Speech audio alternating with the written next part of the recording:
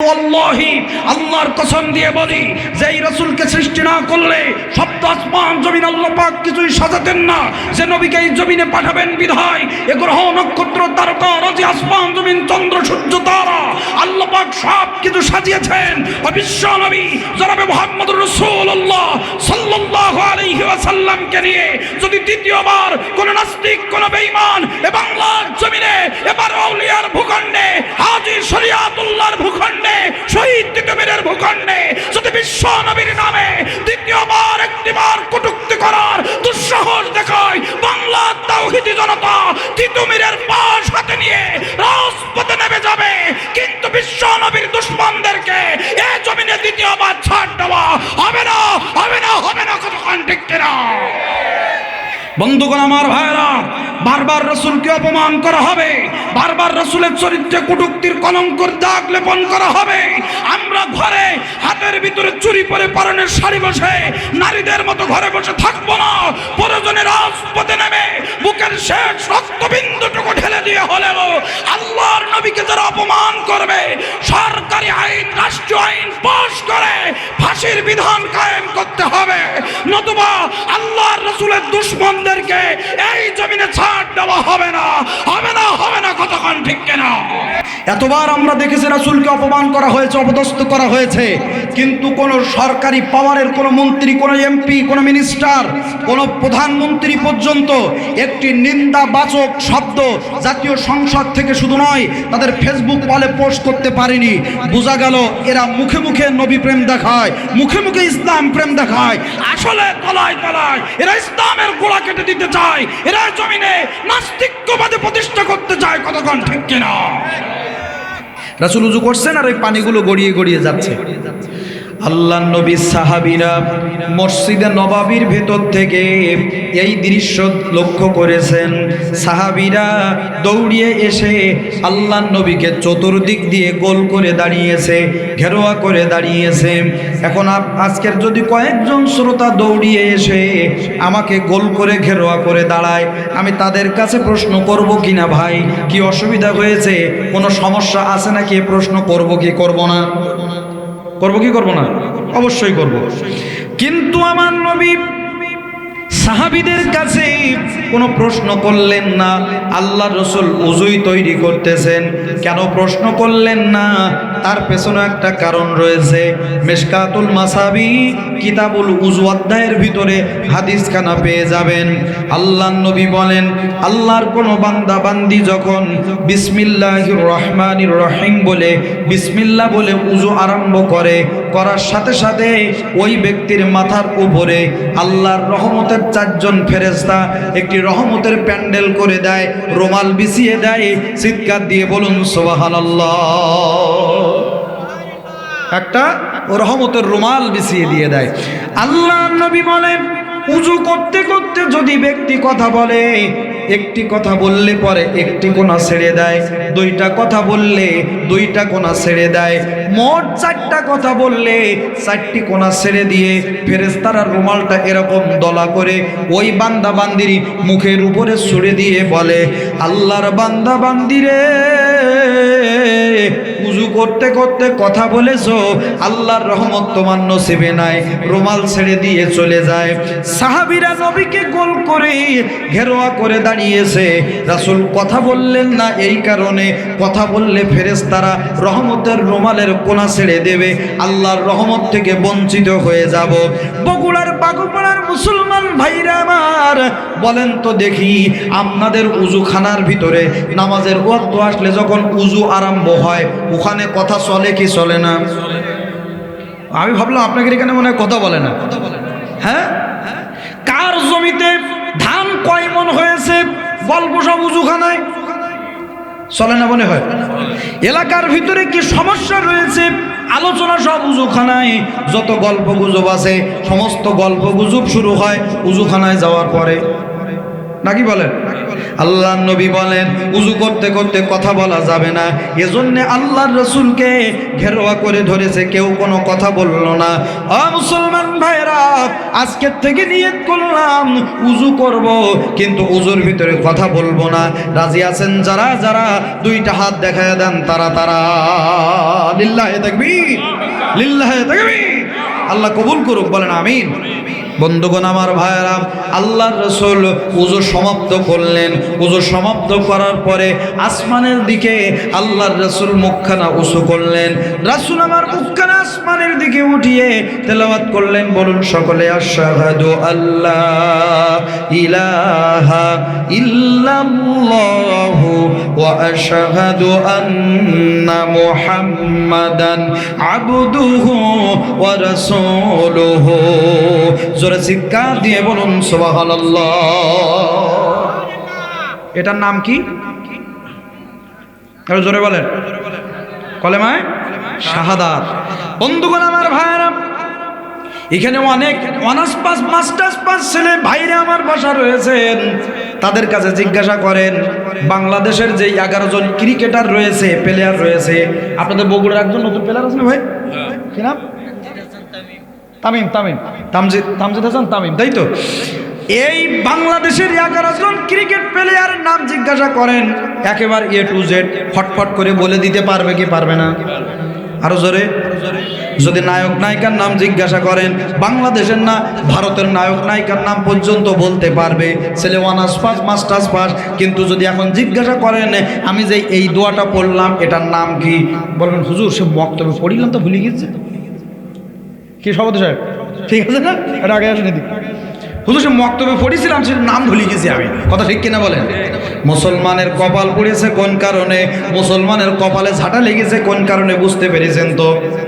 হ্যাঁ, এরা আজকের উজুর ফরজ জানে না, নামাজের ফরজ জানে না, এরা আজকের কালেমা জানে না, নবী রাসূলদের নাম জানে না, কিন্তু নায়ক নায়িকার নাম বলতে বললে, ক্রিকেটারের খেলোয়াড়দের নাম বলতে পারে। আজকের মুসলমানদের কপালে এই সমস্ত কারণে মূল ঝাঁটা লেগেছে। কতক্ষণ না কেন? আমি কি বানিয়ে বলতেছি নাকি? আসেন সামনের দিকে যাই। আল্লাহর নবী কলেমায়ে শাহাদাত খানা পড়লেন। ও বন্ধুরা, মুসলিম শরীফের হাদিস, আল্লাহর নবী বলেন যখন কোনো বান্দা বান্দি ওযু সমাপ্ত করার পরে আসমানের দিকে তাকিয়ে এই কলেমায়ে শাহাদাত খানা পড়তে পারবে, আল্লাহর নবী বলেন ওই বান্দা বান্দির জন্য আমার আল্লাহ জান্নাতের 8টি দরজা উন্মুক্ত করে দেবে। জান্নাতের 8টি দরজা তার জন্য আল্লাহ পাক খুলে দেবে। সুবহানাল্লাহ। শুধুমাত্র উজুর পরে কলেমায়ে শাহাদাত আসমানের দিকে তাকিয়ে পড়তে হবে।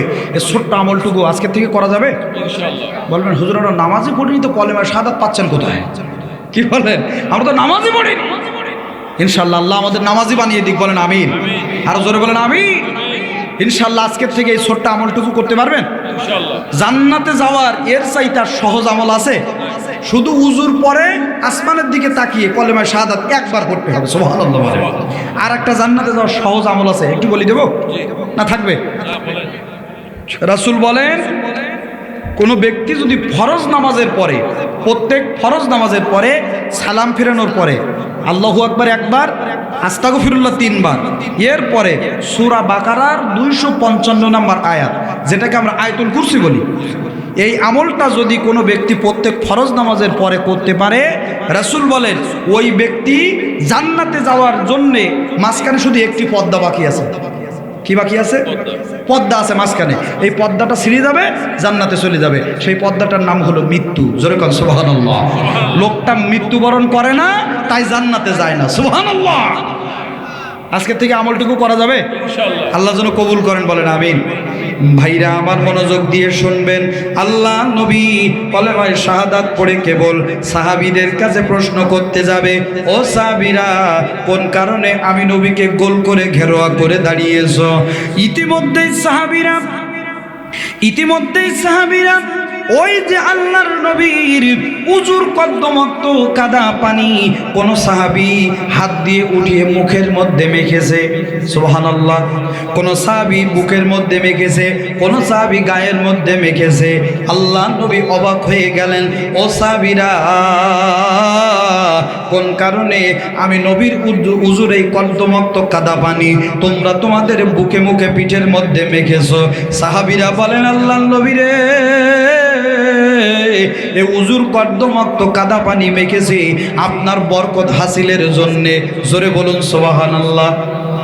নবীর উজুর পানিতে কত বরকত একটু বলবো নাকি? বলবো?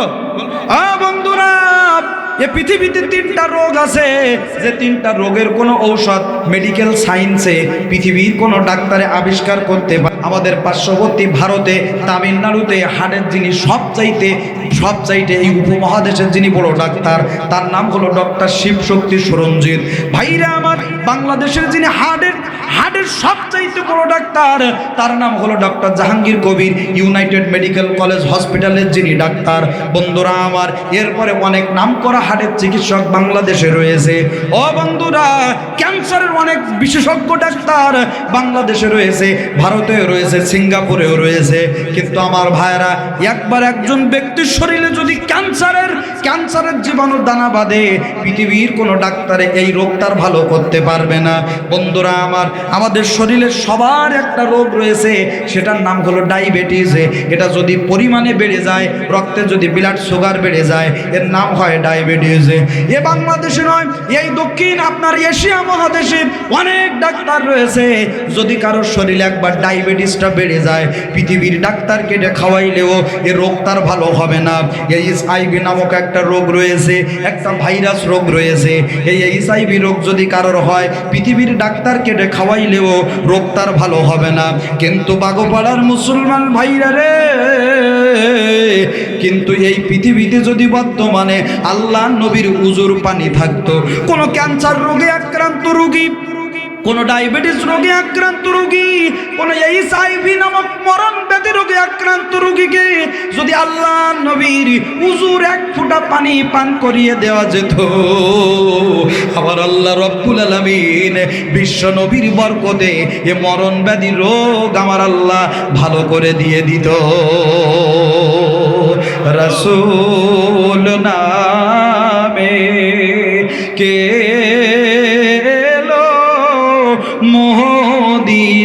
মদিনায়, রাসূল নামে কে এলো মদিনায়, রাসূল নামে। ও তার গলাতে তাসবীর মালা,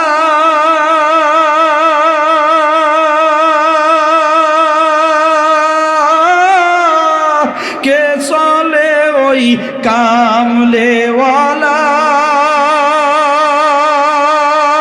রে।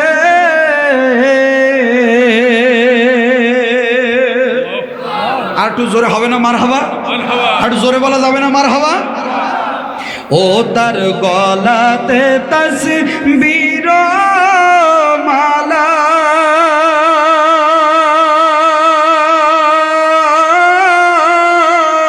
কে চলে ওই কামলেওয়ালা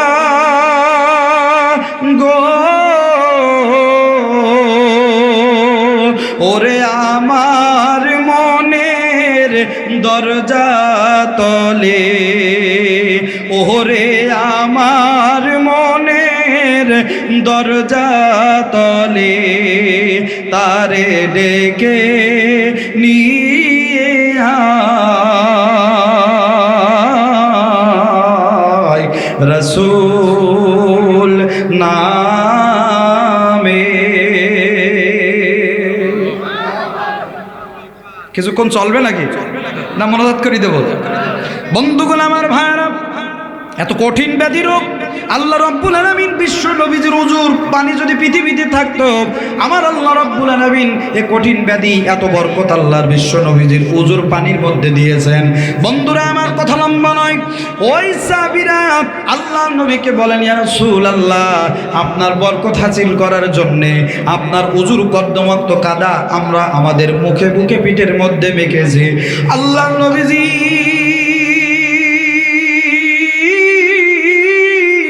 দু চোখের পানি ছেড়ে দিয়েছেন, ডাক দিয়ে বলেন, ও সাহাবীরা, আল্লাহ রাব্বুল আলামিন সূরা আহজাবের 40 নম্বর আয়াতে আল্লাহ রাব্বুল আলামিন ঘোষণা দিয়েছেন, মা কানা মুহাম্মাদুন আবা আহাদিম মির রিজালিকুম ওয়ালাকিন রাসূলুল্লাহি ওয়া খাতামান নাবিয়্যিন।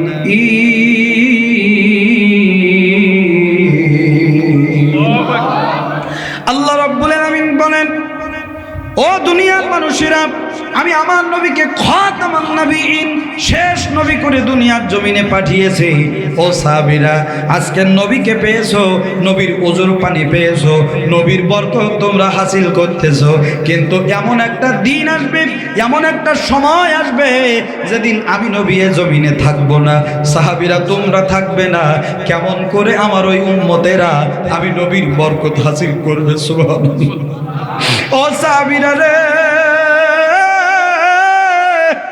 সেদিন আমি নবী থাকবো না, ও সাহাবীরা তোমরাও থাকবে না, আমি নবীর উজুর পানিও থাকবে না, কিন্তু আমার কোটি কোটি উম্মত সেদিন দুনিয়ার জমিনে থাকবে।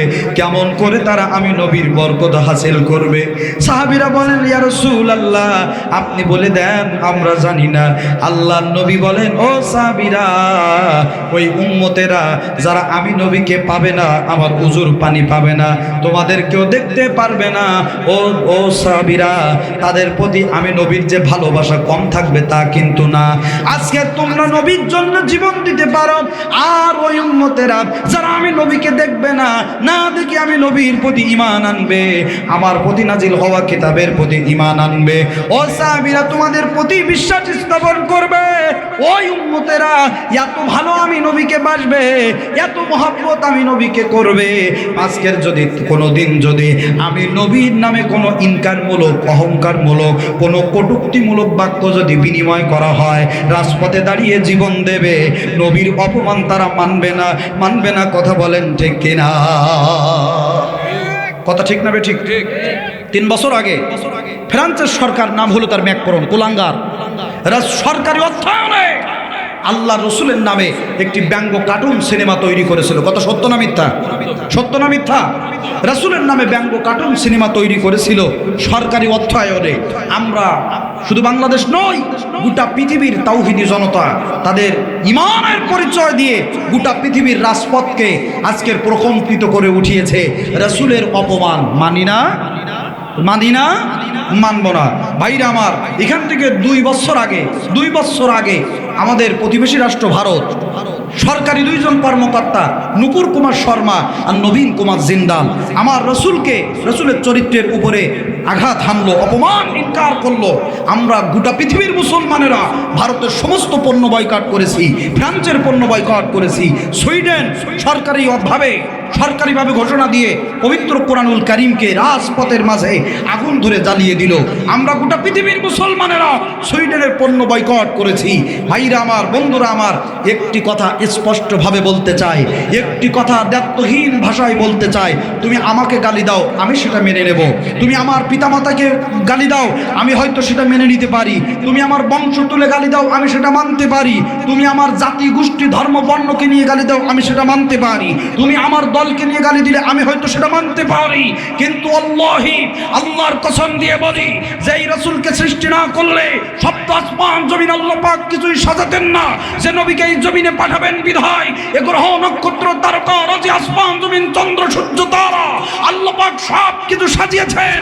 বিশ্ব নবী জনাবে মুহাম্মদুর রাসূলুল্লাহ সাল্লাল্লাহু আলাইহি ওয়াসাল্লামকে নিয়ে যদি দ্বিতীয়বার কোন নাস্তিক, কোন বেঈমান এ বাংলার জমিনে, এবার আউলিয়ার ভূখণ্ডে, হাজী শরীয়তুল্লাহর ভূখণ্ডে, শহীদ তিতুমীরের ভূখণ্ডে যদি বিশ্ব নবীর নামে দ্বিতীয়বার একটিবার কটূক্তি করার দুঃসাহস দেখায় বাংলার তাওহীদি জনতা তিতুমিরের পাশ হাতে নিয়ে রাজপথে নেমে যাবে, কিন্তু বিশ্ব নবীর দুশমনদেরকে এই জমিনে দ্বিতীয়বার ছাড় দেওয়া হবে না, হবে না, হবে না। কতক্ষণ ঠিক কিনা?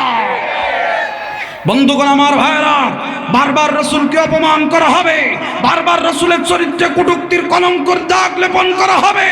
আমরা ঘরে হাতের ভিতরে চুরি পরে পরনের শাড়ি বসে নারীদের মতো ঘরে বসে থাকবো না।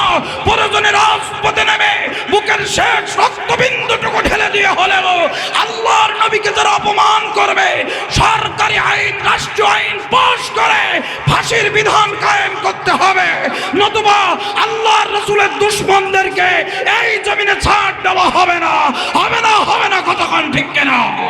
রাসূলকে নিয়ে অপমান করে আর আমরা তাওহীদি জনতা রাজপথে নেমে যাই, মিছিল করি, মিটিং করি। কথা ঠিক না বেঠিক?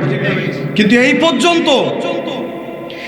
পর্যন্ত একটা বারও দেখেছেন যে সরকার দলীয় ক্ষমতায় যারা থাকে, যারা সরকারে থাকে, পাওয়ারে যারা থাকে, একটিবারের জন্য কোনো মন্ত্রী, কোনো এমপি, কোনো নেতা এই পর্যন্ত রাসূলের অপমানে কোনো নেতা নেত্রী রাজপথে নেমে এসেছে? একবারও দেখেছেন এই পর্যন্ত? ও তাহলে বোঝা গেল নবী শুধু আমাদের যারা ক্ষমতায় থাকে ওনাদের বুঝি না। এই কথা বলেন না কেন? নবী শুধু আমাদের যারা ক্ষমতায় পাওয়ারে থাকে ওনাদের বুঝি নবী না। রাসূল বলেন, লা ইউমিনু আহাদুকুম হাত্তা আকুনা আহাব্বা ইলাইহি মিন ওয়ালিদিহি ওয়া ওয়ালাদিহি ওয়ান নাসি আজমাইন। ততক্ষণ পর্যন্ত তুমি পূর্ণ মুমিন হতে পারবে না যতক্ষণ পর্যন্ত না তোমার সম্পদ, তোমার বাড়ি গাড়ি, তোমার টাকা পয়সা, ব্যাংক ব্যালেন্স, তোমার স্ত্রী, তোমার সন্তান, এমনকি তোমার পিতামাতা, সর্বশেষ রাসূল বলেন তোমার জীবনের চাইতে যতক্ষণ রাসূলকে বেশি ভালো না বাসতে পারবে, লা ইউমিনু ইমানদার হতে পারবে। একটু জোরে বলেন, পারবে না। ও ক্ষমতাসীন দলের ক্ষমতাসীনেরা শোনো, এতবার আমরা দেখেছি রাসূলকে অপমান করা হয়েছে, অপদস্থ করা হয়েছে, কিন্তু কোনো সরকারি পাওয়ারের কোনো মন্ত্রী, কোনো এমপি, কোনো মিনিস্টার, কোনো প্রধানমন্ত্রী পর্যন্ত একটি নিন্দাবাচক শব্দ জাতীয় সংসদ থেকে শুধু নয় তাদের ফেসবুক ওয়ালে পোস্ট করতে পারেনি। বোঝা গেল এরা মুখে মুখে নবী প্রেম দেখায়, মুখে মুখে ইসলাম প্রেম দেখায়, আসলে তলায় তলায় এরা ইসলামের গোড়া কেটে দিতে চায়, এরা জমিনে নাস্তিক্যবাদে প্রতিষ্ঠা করতে চায়। কতক্ষণ ঠিক কিনা? কথা কি আপনারা রাগ করলেন নাকি? যেটা বাস্তব আমি সেটাই বললাম, ঠিক না বেঠিক? আমার বন্ধুগণ, আমার ভাইরা, আসেন সামনের দিকে যায়। আল্লাহ রসুল বলছেন, সাহাবীরা, আমার ওই উম্মতেরা কেমন করে আমি রসুলের বরকত হাসিল করবে একটু তোমরা বলে দাও। সাহাবীরা বলছেন, হুজুর আমরা জানি না, আপনি একটু বলে দেন। জোরে কান মারহাবা। আপনি কি কষ্ট পাচ্ছেন নাকি ভাই? রাগ করতেছেন আমার উপরে? আলোচনা কিছুক্ষণ চলবে না শেষ করব? চলবে। আল্লাহুম্মা আমিন। বন্ধুগণ, আমার ভাইরা, আল্লাহ নবী ডাক দিয়ে বলেন, সাহাবীরা, আমার ওই উম্মতেরা যারা নবীর বরকত পেতে চায়, যদি তারা তিনটা কাজ করতে পারে আমি নবীর বরকত তারা হাসিল করতে পারবে। আজকের যেমন তোমরা নবীর উজুর পানি পেয়ে নবীকে দেখে নবীর বরকত তোমরা হাসিল করতে পারতেছ। আল্লাহ নবী ডাক দিয়ে বলেন, সাহাবীরা, যদি এই তিনটা আমল তারা করতে পারে, আজকের নবীকে পেয়ে, নবীর উজুর পানি পেয়ে যে বরকত পেয়েছো সমপরিমাণ বরকত তারা পাবে। শুধু তাই না, এমন একদিন আসবে তারা আমি বিশ্ব নবী স্বপ্ন যোগে তাদের সঙ্গে সাক্ষাৎ দিয়ে দেব। আর জোরে বলুন সুবহানাল্লাহ। রাসূলকে দেখতে চাই কি চাই না? আর জোরে বলেন, চাই কি চাই না? আল্লাহ কবুল করুক, বলেন আল্লাহুম্মা আমিন। বন্ধুগণ, আমার ভাইরা, সাহাবীরা বললেন, ইয়া রাসূলুল্লাহ, বলে দেন সেই তিনটা আমল কি? আল্লাহ নবী বলেন, সাহাবীরা, এক নাম্বার আমল হলো জবানখানা পবিত্র রাখতে হবে। কি পবিত্র রাখতে হবে? জবান পবিত্র রাখতে হবে। সাহাবীরা বলছেন, হুজুর জবান আবার পাক রাখা যায় কেমনে? জবান পবিত্র হয় কেমনে? রাসূল আমার বলেন, সাহাবীরা শোনো, জবান পাক রাখা যায় দুই মাধ্যমে। জোরে বলেন, কয় মাধ্যমে? জবান পাক রাখা যায় দুই মাধ্যমে। একটা হলো হালাল খাবার, আর একটা হলো মিথ্যা বর্জন। আপনার রিজিক যদি হালাল না হয়, খাবার যদি হালাল না হয়, আপনি যত বড় ইবাদত করেন না কেন, হজ করেন না কেন, যাকাত দেন না কেন, আপনি যত বড় মাওলানা, মৌলবী, মুনসাহেব হন না কেন, কোনো ইবাদত কবুল হবে হবে না। তার কারণ যে খাবার আপনি আমি খাই, খাওয়ার পরে ওই খাবারে রক্ত তৈরি হয়, শক্তি তৈরি হয়, ওই শক্তি দিয়ে নামাজ পড়তে যায়, রোজা রাখতে পারি, ওই শক্তি দিয়ে দান সৎকার করতে পারি। কিন্তু যদি খাবার ভেতরে না যায় আপনি শক্তি পাবেন? পাবেন না। সুতরাং ইবাদত কবুল হওয়ার পূর্ব শর্ত হলো আপনার খাবার হালাল হতে হবে। রিজিক কি হতে হবে? হালাল রিজিক আপনার হতে হবে। যদি রিজিক হারাম হয় কোনো ইবাদত কবুল হবে হবে না। তার কারণ বাস্তব প্রমাণ নেন, বাস্তব প্রমাণ আপনাদেরকে একটু দিয়ে দেই। বন্ধুরা আমার, কোনো এক বৃষ্টির মৌসুমে ব্যাপক হারে বৃষ্টি বন্ধ হয়ে গেছে, আর বৃষ্টির কোনো দেখা নেই। এলাকার মুসল্লিরা সব ইমাম সাহেবের কাছে যেয়ে বলছে, হুজুর বৃষ্টি বন্ধ হয়ে গেছে, ধান লাগাবো কেমনে, ফসলের চাষ করব কেমনে, একটু দোয়া করেন আল্লাহ যেন বৃষ্টি দেয়। হুজুর যেই জুম্মার দিনে যেই জুম্মায় দোয়া করেছে আল্লাহর কাছে, ওই জুম্মার থেকে বৃষ্টি একেবারে বন্ধ হয়ে গেছে। বৃষ্টি একেবারে টোটালি বন্ধ। তার কারণ বন্ধ হবে না কেন? এখন আমাদের ইমাম সাহেবের খাওয়া মুসল্লিদের বাড়ি 30 দিন 30 জনের বাড়ি। আপনাদের এখানে তাই তো নাকি? 30 দিন 30 জনের বাড়ি। ইমাম সাহেব 30 জনের বাসায় এক দিন করে 30 দিন 1 মাস খাবে। এই নিয়ম তো এই তো নাকি? আমাদের সাতক্ষীরা এইভাবে চলে আর কি। এক জনের বাসায় এক জনের বাড়ি খাবে। এখন প্রথম দিন যার বাড়ি খাওয়া তিনি হলেন মসজিদের সভাপতি। এখন আমাদের এখন সিস্টেমটা হয়েছে কি, যে টাকার বল আছে যার, মসজিদের সভাপতির পদ তার। এই কথা বলছেন না কেন? টাকার বল আছে যার, মসজিদের সভাপতির পদ তার। বাস্তব প্রমাণ নেন। তার টাকা হালাল হোক, তার ব্যবসা বাণিজ্য হালাল হোক, ওটা দেখার বিষয় নয়। টাকা আছে যার, মসজিদের সভাপতির পদ তার। বাস্তব এটা বন্ধুগণ আমার ভাইরা। কিন্তু আসলে উচিত ছিল মসজিদের সভাপতি হবে তিনি, মসজিদের সভাপতি হবে তিনি যার ভিতরে আল্লাহর ভয়, ঈমান এবং আমল, তাকওয়া, পরেজগারিতা আছে। তিনি হবেন বাইতুল্লাহর সভাপতি। কথা ঠিক না বেঠিক? ইমাম সাহেব যখন থাকবে না, ইমাম সাহেবের অনুপস্থিতিতে সভাপতি যিনি থাকবেন তিনি হবেন ইমাম, তিনি করবেন ইমামতি। কিন্তু এখন আমাদের ইমাম সাহেবরা যখন ছুটিতে যায়, সভাপতি তখন শুধু পিছনের দিকে তাকায়। কথা বলেন না কেন? বাস্তব ঘটছে কি ঘটছে না? আপনাদের বাগোপাড়ার অবস্থা অনেক ভালো, এই জন্য আপনারা কিছু বলতেছেন না। কথা ঠিক কিনা ভাইরা আমার? এখন সভাপতির বাসায় প্রথম দিন খাওয়া, ইমাম সাহেব আসছে, চিন্তা ভাবনা করলো এত দূরের থেকে এত সুরালা কণ্ঠের ইমাম নিয়ে আসলাম, আমার বাড়ি প্রথম দিন খাওয়া পড়েছে, ইমামের খাওয়া যদি খারাপ হয় তাহলে বদনাম হয়ে যাবে। এখন সভাপতি সাহেব আপনার ও চাকরি করে হলো রূপালী ব্যাংকে। কোন ব্যাংকে? রূপালী ব্যাংকে চাকরি করে। এখন ওখানের কোনো টাকা পয়সা খেতে কি আছে না আছে, সুদমুদ আছে কিনা, ওটা আমি আর বলতে চাচ্ছি না। চাকরি করে। এখন ইমামের বাড়ি প্রথম দিন ইমামের খাওয়া, সভাপতির বাড়ি। সভাপতি টিফিন 4টা বাটি, প্রথম বাটিতে এইরকম বড় কাতলা মাছের মাথা, পরের বাটিতে আপনার বাগদা মাছ, আমাদের সাতক্ষীরার বাগদা মাছ 10টাই কেজি বাগদা মাছ ভোনা, পরের বাটিতে গরুর গোস্ত ভোনা, তার পরের বাটিতে ভাত, উপরে আবার চিংড়ি মাছ দিয়ে লাল শাক ভাজি। জোরেকান মারহাবা। সভাপতির বাড়ি খাওয়া। ইমাম সাহেবের রুমে যখন বাটি চলে গেছে, ইমাম সাহেব বাটি খুলে দেখে খাওয়ার অবস্থায়, বলছে আল্লাহ, খাওয়া আজকে একটু হবে।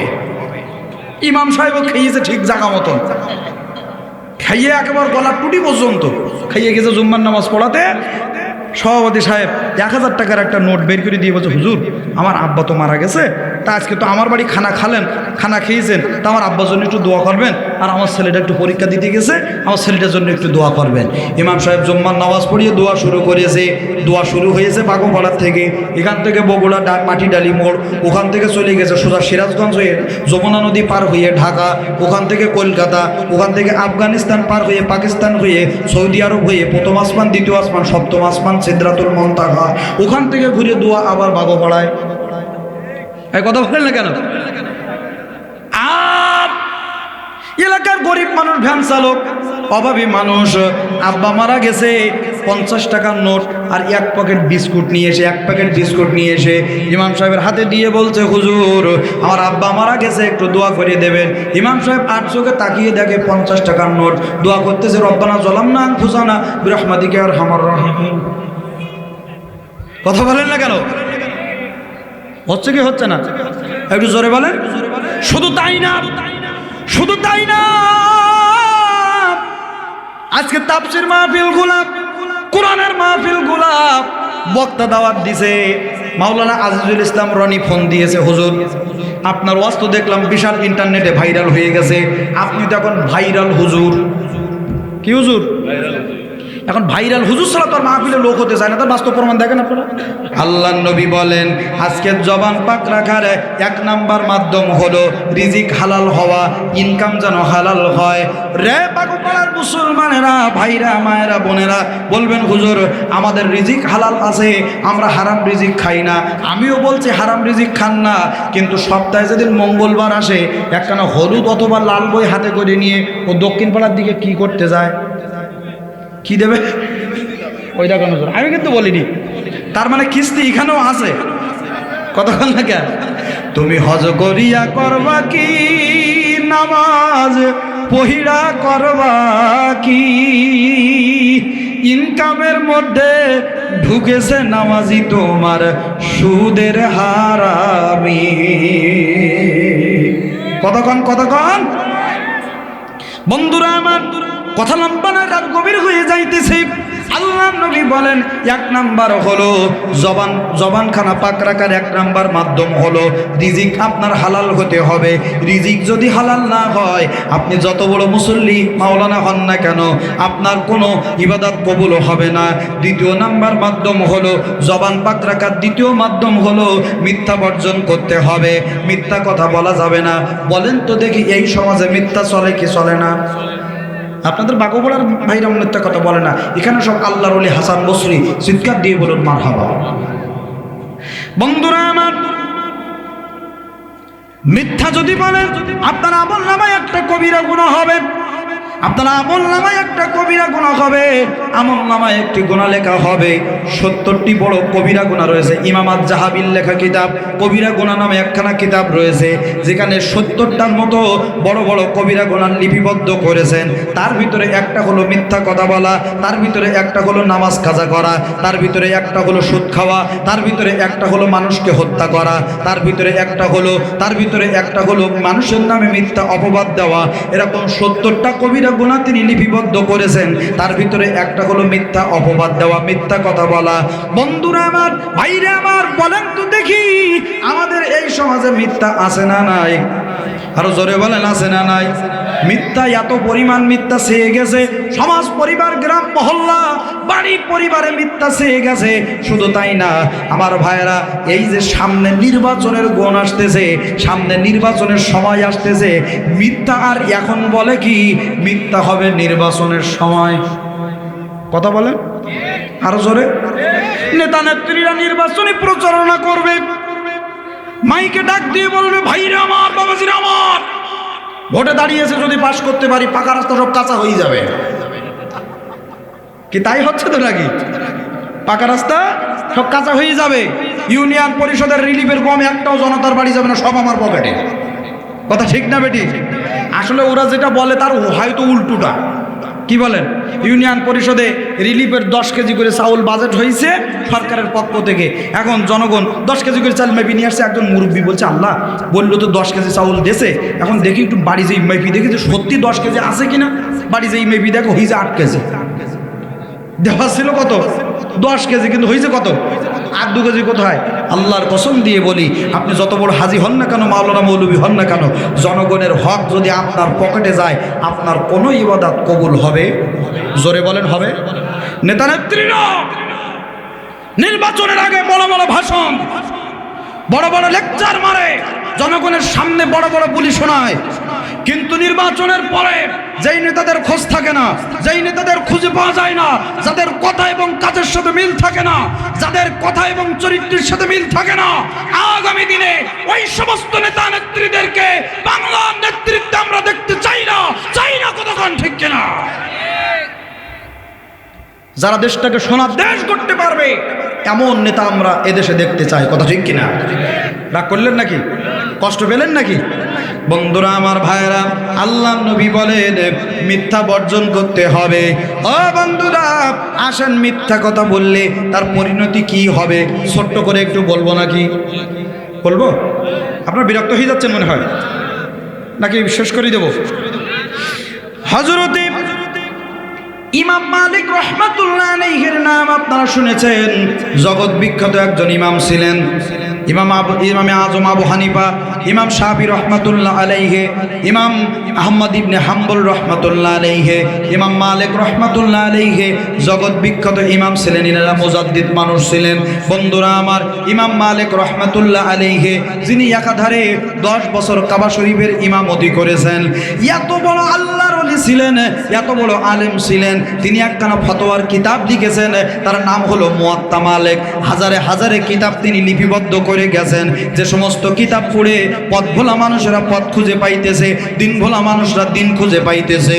ভাইরা আমার, বন্ধুরা আমার, এই ইমাম মালিক রহমাতুল্লাহ আলাইহির জামানায় তিনি শুধু মসজিদের ইমাম ছিলেন না, তিনি একজন বিচারক ছিলেন, কাজী সাহেব ছিলেন। সেই জামানায় বিচারকদেরকে কাজী বলা হতো। এই ইমাম মালিক রহমাতুল্লাহ আলাইহির জামানায় একজন আল্লাহওয়ালা পরহেজগার দিনদার মহিলা হঠাৎ করে ইন্তেকাল করেছে, নামাজি ধার্মিকা মহিলা। ইন্তেকাল করার পরে এলাকার কিছু মহিলারা ওই মহিলাকে গোসল দেওয়ার জন্য গেছে। মশারিটা নিয়ে গরম পানির, বরই পাতার গরম পানি দিয়ে গোসল করানো শেষ হয়ে গেল। 4 জন মহিলা গোসল করিয়ে 3 জন মশারির বাহিরে এসেছে। ভেতরে আছে আর কয়জন? একটু জোরে বলেন, কয়জন? ভেতরে আছে আর একজন। এই মহিলা, ওই মাইয়েতা মহিলার মুখের পানি, চুলের পানি, গায়ের পানিগুলা মুছিয়ে দিচ্ছে, যেন পরবর্তীতে কাফন পরানোর পরে এ লাশের গায়ে, এ মহিলার গায়ের পানিতে কাফনের কাপড় ভিজে, যেন মহিলার সতর পর্দা আলগা না হয়ে যায়। যার কারণে এ জীবিত মহিলা আপনার তার মুখের পানি, চুলের পানি, গায়ের পানিগুলো মুছিয়ে দিতেছে। জীবিত মহিলা হাত যখন মুছাইতে মুছাইতে লাশের পা পর্যন্ত গেছে, যাওয়ার সাথে সাথে জীবিত মহিলার হাত মৃত মহিলার পায়ের সাথে চুম্বকের মতো আটকিয়ে গেছে। চিৎকার দিয়ে বলেন আল্লাহু আকবার। আরো জোরে বলেন আল্লাহু আকবার। জীবনে ইতিহাস শুনেছেন? শুনেছেন ইতিহাস? ইমাম মালিক রহমতুল্লাহ আলাইহির জীবনে খুললে এই ইতিহাস আপনারা জানতে পারবেন। আমার বন্ধুগণ, আমার ভাইরা, জীবিত মহিলার হাত লাশের পায়ের সাথে আটকিয়ে গেছে। এখন আপনাদের বাগও পড়ায়, আল্লাহ না করুক যদি কোনোদিন এমন ঘটনা ঘটে, দ্বিতীয়বার আর কোনো মহিলা মারা গেলে আর জীবনে কেউ গোসল দিতে যাবে? একটু জোরে বলেন, যাবে? কেউ যাবে না। এলাকায় মাইয়েত মহিলা মারা গেলে মহিলারা গোসল দিতে যায় না? আছে কিনা? রিজার্ভ মহিলা থাকে, কিন্তু কি সভাপতি সাহেব, রিজার্ভ মহিলারা থাকে, তারা গোসল দিতে যায়। বন্ধুরা আমার, ভাইয়েরা, গভীর মনোযোগ দিয়ে শুনবেন। এই মহিলার হাত যখন জোড়া লেগে গেছে, অনেকক্ষণ চেষ্টা করার পরে হাত যখন ছাড়াইতে পারলো না, হাত টান দেয়, হাতের সঙ্গে পা উঠে আসে, আবার ছেড়ে দেয়, হাতের পায়ের সঙ্গে হাত নিচে নেমে যায়। আল্লাহু আকবার। মহিলা চিন্তা করলো, আল্লাহ, জীবনে কত মহিলাকে গোসল দিলাম, এই এলাকায় মহল্লায় যত মহিলা মারা যায় তাদের গোসলের ব্যবস্থা আমি করে থাকি, কিন্তু হঠাৎ করে আজকের কি হলো? হাত আমার কেন জোড়া লেগে গেল?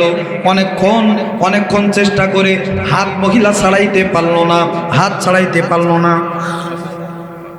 বন্ধুরা আমার, অনেকক্ষণ চেষ্টা করার পরে মহিলা যখন ফাইনালি নিশ্চিত হলো তার হাত এই লাশের পায়ের সঙ্গে সেট হয়ে গেছে, আল্লাহু আকবার বলে চিৎকার দিয়ে উঠেছে।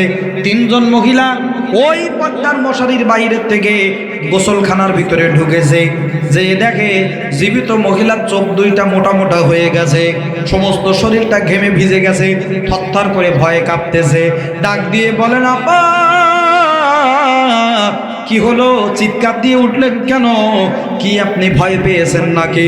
মহিলা বলেন, আপা গায়ের পানি মোছাইতে মোছাইতে, মহিলার শরীর গায়ে পানি মোছাইতে মোছাইতে হাতটা যখন উরু পর্যন্ত গেছে, পা পর্যন্ত যখন গেছে, যাওয়ার সাথে সাথে হাত আমার জোড়া লেগে গেছে।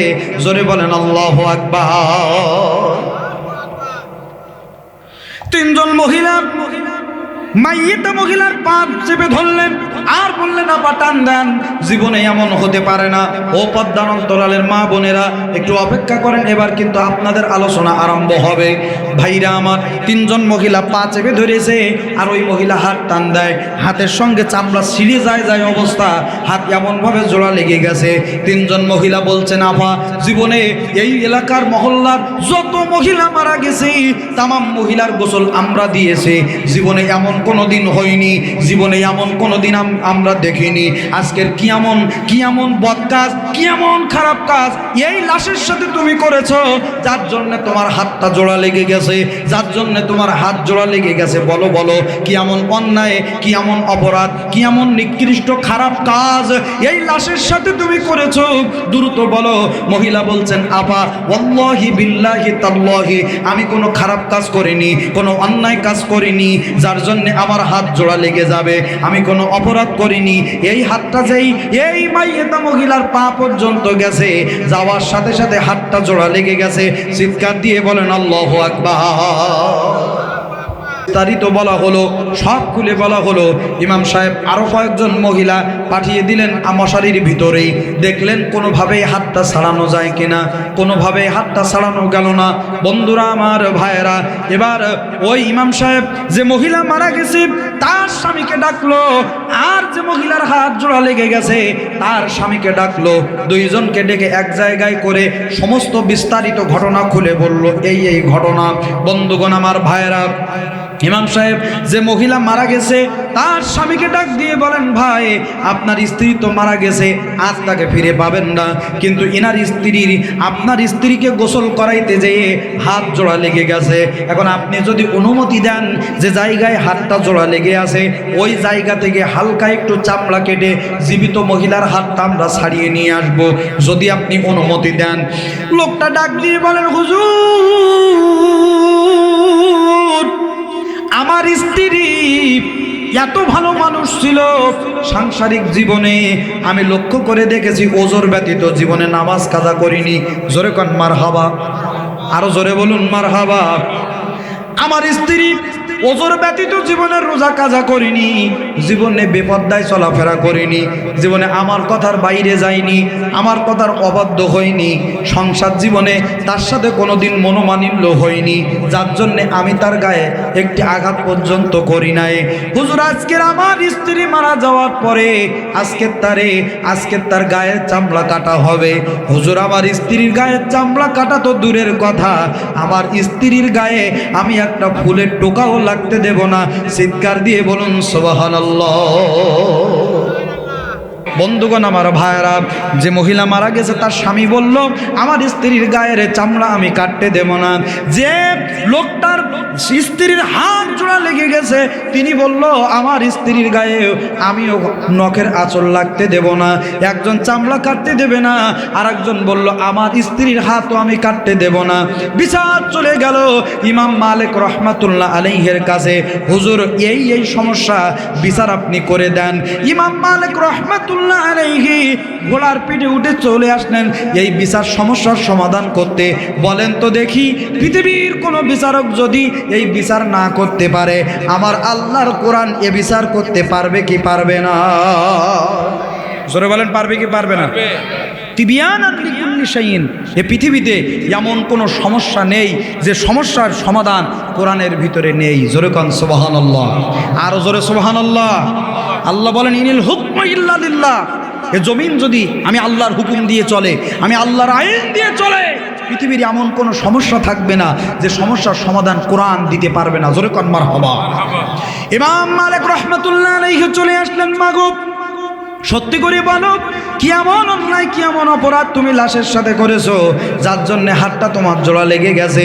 মহিলা ডাক দিয়ে বলেন, হুজুর, এমন কোনো অন্যায়, এমন কোনো অপরাধ আমি করি নাই যার জন্য হাতটা জোড়া লেগে যাবে।